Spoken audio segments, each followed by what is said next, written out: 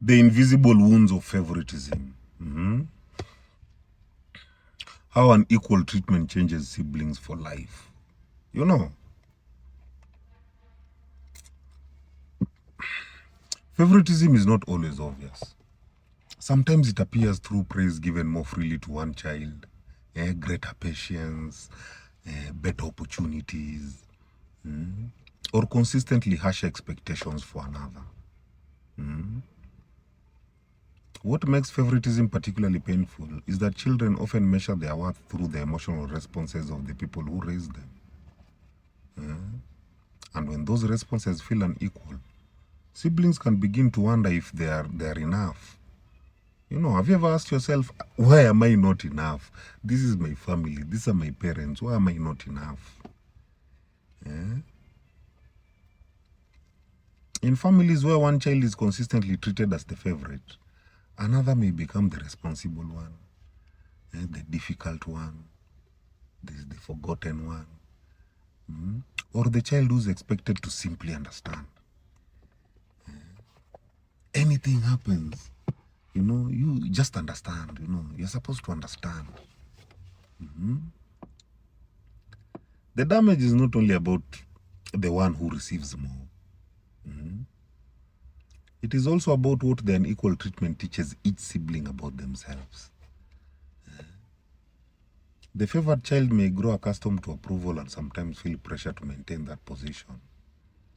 While the overlooked child may develop resentment, insecurity, perfectionism, or emotional distance. You know, meanwhile, siblings can become competitors for something that should never have been scarce. And that is parental love and recognition.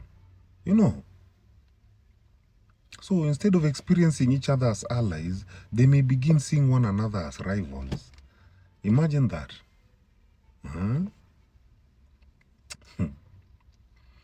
Psychologically, repeated comparison can become an internal identity. The child who's constantly overlooked may become hyper-aware of rejection and interpret ordinary situations through the lens of, they will always choose them over me. They may carry this into adulthood, becoming overly sensitive to unfairness, seeking validation, avoiding competition, or constantly trying to prove their value. The favored sibling, on the other hand, can also carry wounds. They may feel guilty about receiving preferential treatment. They may fear losing their position or even struggle when life eventually stops rewarding them automatically. You know, healthy parenting does not require treating every child identically because children have different needs. But fairness requires that every child experiences themselves as equally worthy of love, dignity, and belonging. You know, spiritually, favoritism reminds us how easily love can become confused with preference. A family is not meant to manufacture winners and losers. Each child carries an individual path, personality, and purpose. So, one child's light does not require another child's darkness. You know, the mature response is to celebrate difference without turning difference into hierarchy.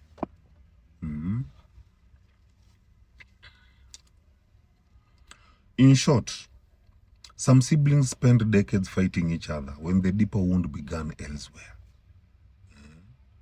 They were not born enemies. They were just sometimes placed in an emotional competition that they never asked for.